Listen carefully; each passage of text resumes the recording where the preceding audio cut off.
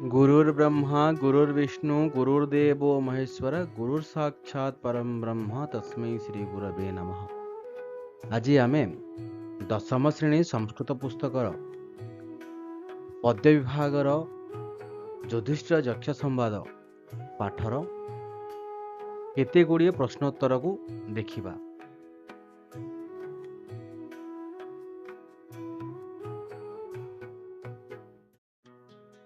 युधिष्ठिर यक्ष संवाद एक पदेन उत्तरम लिखत।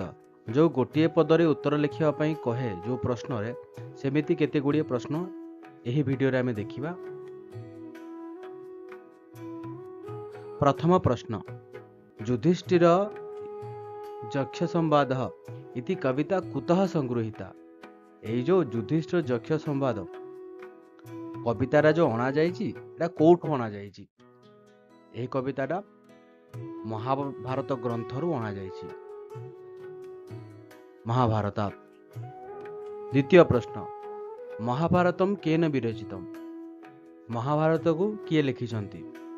महाभारत को वेदव्यास लिखिछंती। व्यासदेवेन महाभारतम विरचितम। तृतीय प्रश्न, वेदव्यासस्य मूल नाम किम। वेदव्यासंकर मूल नाम कौन ना कृष्ण द्वैपायन व्यासः। कृष्ण द्वैपायन व्यासः।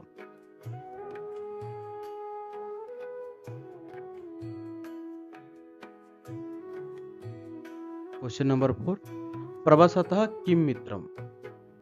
यार अर्थ होजी प्रवास काल रे हमर मित्र किए होता है।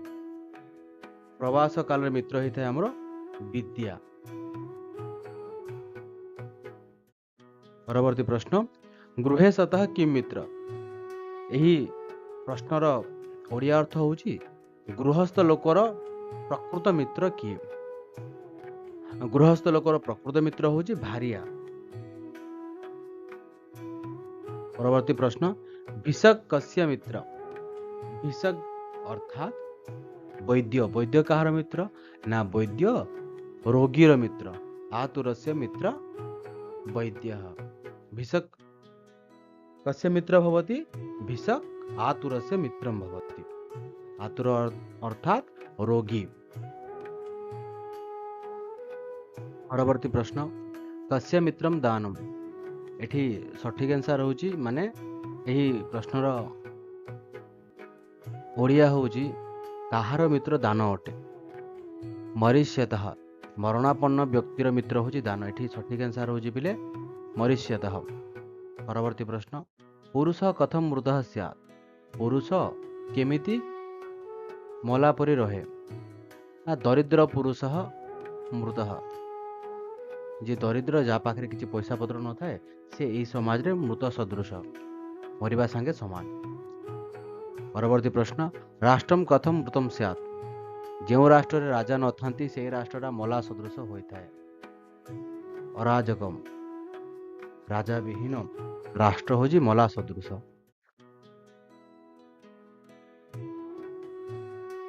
परवर्ती प्रश्न, श्राद्धम कथम मृतम भवेत्। गोटे श्राद्ध केमिति मला परिका हुए।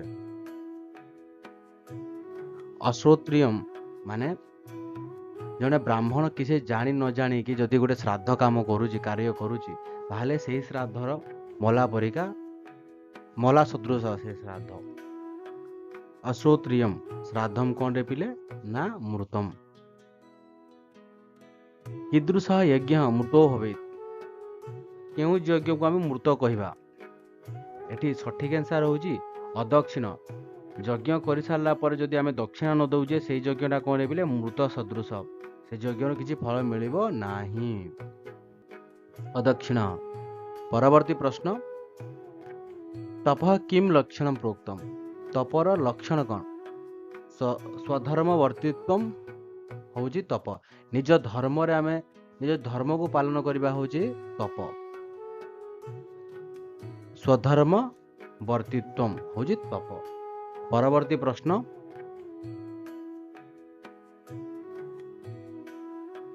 कह दम प्रकृतितः। मनसः दमनम ଏହି ଦମ କାହାକୁ କହିବା? ଏହି ପ୍ରଶ୍ନର ଓଡ଼ିଆ ଅର୍ଥ ହେଉଛି ଦମ କାହାକୁ କହିବା? ସଠିକ୍ ଆନ୍ସର ହେଉଛି मनसः दमनम, अर्थात मन को कंट्रोल करिबा, नियंत्रण करिबा ही दम अटे। मनसो दमनम। का परा क्षमा प्रोक्ता, क्षमा काहाकू कहा जाए? एठी सठिक आंसर होउची द्वंद्व सहिष्णुत्वम। द्वंद्व सहिष्णुत्वम कोन रे बिले ना क्षमा। परवर्ती प्रश्न, ता ह्री प्रकृतिता, ह्री अथवा लाज काहाकू कहा जाए? ना अकार्यम निवर्तन होउची, अकार्य निवर्तन होउची ह्री। ह्री माने लाज। ना जोड़ा करिबा काम नुह, खराब काम, सेठू आम मन को निवर्तन करदेबा, निजको निवर्तन करदेबा, दूरे नेबा, सेटा होउची ह्री ही लज्जा, जागो ओडिया रे कहा जाए। परवर्ती प्रश्न होउची किम ज्ञानम प्रोच्यते, ज्ञान काहाकू कहा जाए?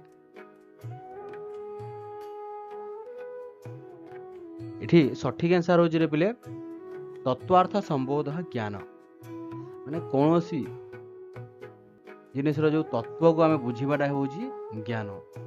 परवर्ती प्रश्न, कह सम प्रकृतितः, सम, सम काहाकू कहा जाए? सम होउची चित्त प्रशांतता, चित्त प्रशांतता होउची सम। परवर्ती प्रश्न, का परा दया प्रोक्ता, आमे दया काहाकू कहू? दया शब्दर अर्थ कौन? दया शब्दर अर्थ होउची सर्व सुखे शीतम, समस्तंकर सुख कामना करिबा ही दया। परवर्ती प्रश्न, किम आर्जवम उदाहृतम, अर्थात सरलता काहाकू कहिबा? समस्तंकु समान दृष्टि देखिबा ही सरलता अटे। आर्जवम समचित्तता, समचित्तता माने समस्तंकु समान दृष्टि देखिबा ही सरलता, अर्थात आर्जवम कहा जाए। प्रश्न संख्या 20, पुंसा कह दुर्जय शत्रु, पुंसा माने मानवर पुरुषर केउ शत्रु ताहाकू मनीष जय करि पारे नाही। एमिति गोटे शत्रु अछि जहाकू मनीष जय करि पारे नाही, सी होउची रे पिले क्रोध। क्रोध को केबे हेले मानव जय करि पारिबो नाही। परवर्ती प्रश्न, कह अनंतक व्याधि, किए आम मला पर्यंत को रोगटा रही थाए? अनंतक शेष पर्यंत, सेटा होउची रे पिले लोभ। मरिबा पर्यंत आम ठारू लोभ जाए नाही। परवर्ती प्रश्न, साधु कीदृश स्मृतः, साधु किपरि सुना जाए? साधु, साधु काहाकू कहा जाए? यही प्रश्नर अर्थ होउची, तार रियल अर्थ होउची सर्वभूत हितः, नाम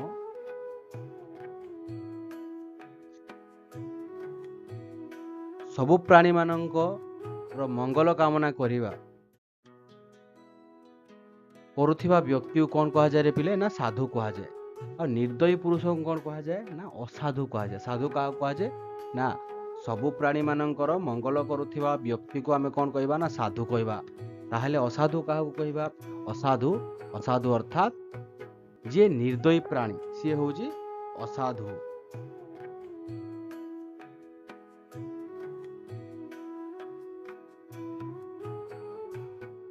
असाधु कीदृश स्मृतः, असाधु काहाकू कहा जाए? प्रश्न कला तो असाधु कौन? ना निर्दयी प्राणी को कौन कहबा? ना असाधु कहबा। परवर्ती प्रश्न, कह पुमान पंडितः ज्ञेयः, कह पुमान पंडितः ज्ञेयः, केउ पुरुष को पंडित कहबा? काहाकू कहबा रे बिले? ना जे धर्म को जानिची, धर्मज्ञ सी होउची पंडित, सेही पुरुषरा कोन रे बिले? ना सी पंडित।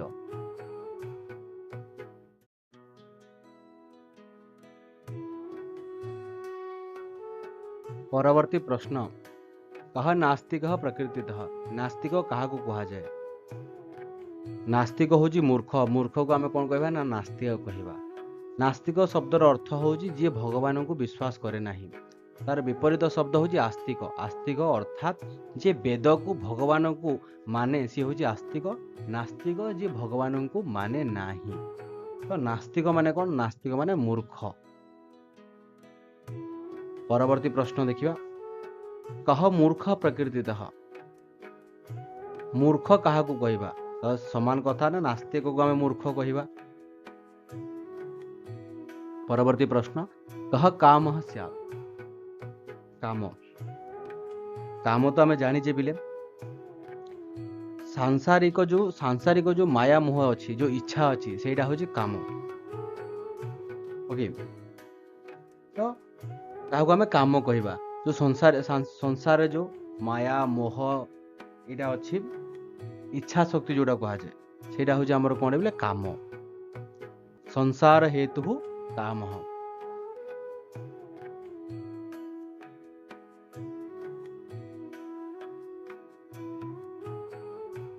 को मत्सरा इति स्मृतः मत्सर शब्दर अर्थ हूँ बोले हिंसा हिंसा क्या कह जाए हिंसा हूँ हृत्ताप को आम हिंसा कहवा मत्सर कहवा तो हृत्ताप शब्दर अर्थ कौन ना हृत्ताप शब्दर अर्थ हूँ हृदयर जो असहिष्णु भाव को कौन कह पे आम हृत्ताप कहवा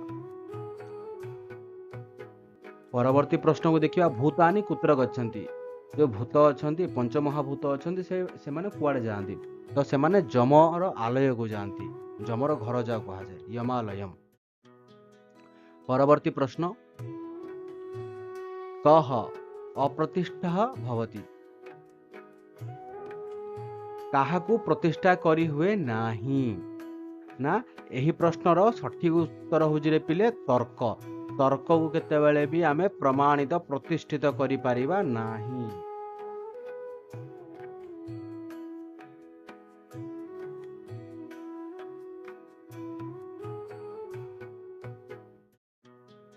परवर्ती प्रश्न के जीवितुम इच्छन्ति क्यों माने जीवा भाई इच्छा करती से साहा जीवितुम इच्छन्ति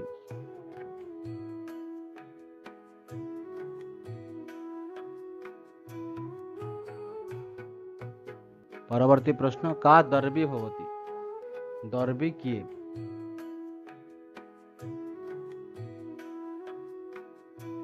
यही प्रश्नर सठिक उत्तर होउजी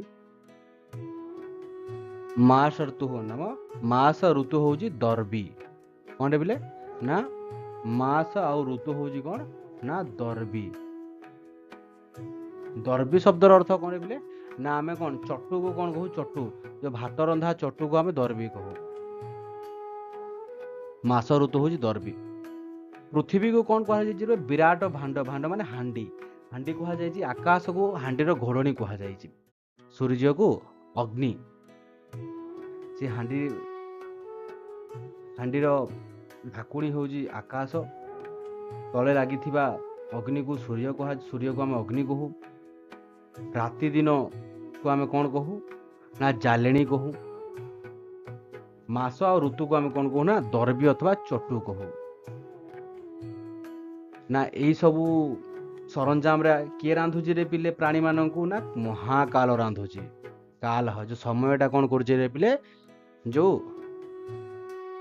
पृथ्वी रूपक हांडी रे आकाश रूपक घोड़णी देकी अग्नि किए ना सूर्य जालेणी किए ना राति दिन जालेणी हूँ राति दिन आउ दर्बी को धरी दर्बी माने कौन दर्बी हूँ आमर मास आ ऋतु यह द्वारा कौन कर समयटा आमको कौन कर प्राणी मान को रोषेई करुची रांधुची परवर्ती प्रश्न कह भूतानि पचती काल भूतानि काल कौन कर पिले आम प्राणी अथवा भूत को कौन करे ना पंचमहाभूत को सी रांधुची काल परवर्ती प्रश्न गगनम किम भवति गगन अर्थात आकाश कौन हुए ना आकाश पृथ्वी जेतेबेले हांडी होउची आकाश सेतेबेले कोन होउची रे पिले ढांकिणी माने घोड़णी होउची घोड़णी शब्द संस्कृत रे पिधानम बोली कहि थाउ एही प्रश्नर सठिक आंसर होउची पिधानम। तो धर्मस्य तत्वम कुत्र निहितम अस्ति धर्मर तत्व केउठारे निहित अछि ना धर्मर तत्व गुहारे गुंफारे निहित होई अछि गुहायाम। परवर्ती प्रश्न मृतम अश्रोत्रियम श्राद्धम एठी हबो श्राद्धम मृतम अश्रोत्रियम किछि न जानि सुनि थिबा पंडित द्वारा जदि हम श्राद्ध करबा से श्राद्ध मृत सदृश रे पिले श्राद्धम एही प्रश्नर सठिक आंसर होछि श्राद्धम। पर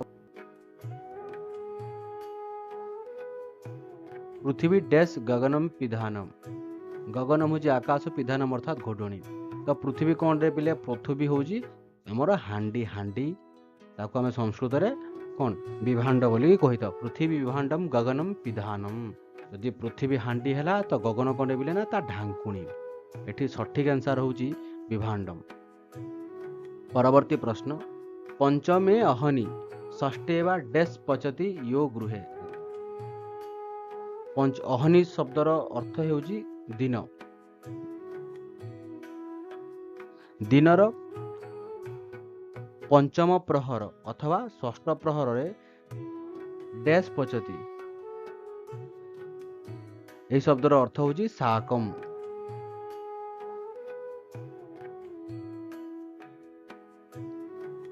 बदमे चतुरः डैश मृता जीवन्तु बान्धवाः बदमे चतुरः चतुरः मृताः जीवन्तु बान्धवाः बदमे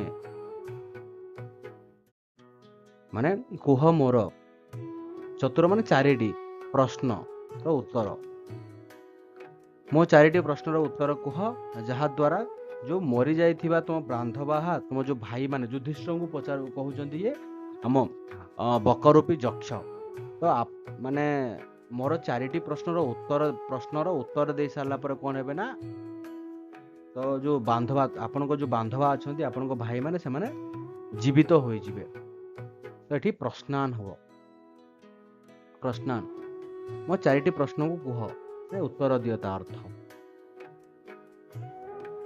परवर्ती प्रश्न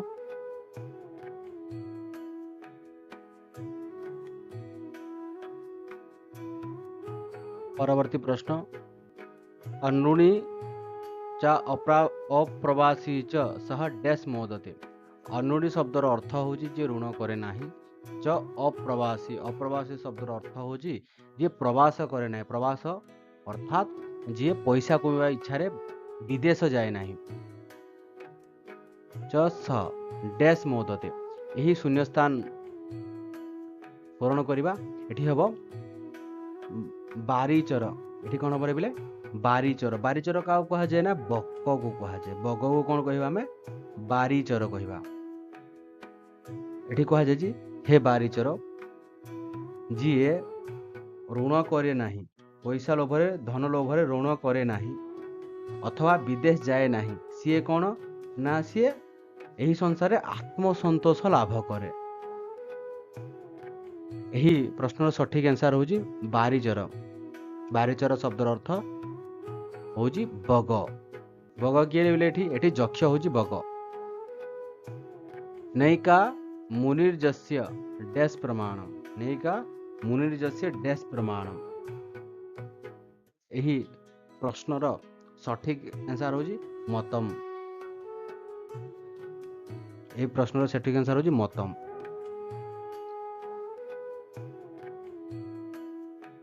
परवर्ती प्रश्न को देखिबा अहन्यहनि डैश गच्छन्ति यमालयम अहन्यहनि अहनि अहनि अहन्यहनि डैश गच्छन्ति इह यमालयम एही शून्य स्थान पूरण करिबा एही प्रश्नर भूतानि अहन्यहनि भूतानि गच्छन्ति यमालय भूत माने कोठी जानते रे बिले यमालय को भूतानि।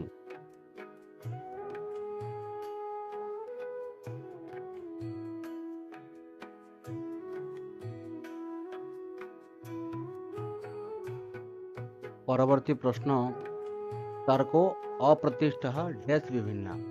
तो तर्क हूँ अप्रतिष्ठित डैश विभिन्न किए विभिन्न ना श्रुतय श्रुति हूँ विभिन्न। तो ये सठिक आंसर हो श्रुतय। समस्त को धन्यवाद। मोर आशा कि समस्ते यही वीडियो को भल भाव देखी पुणी थे समस्त को धन्यवाद।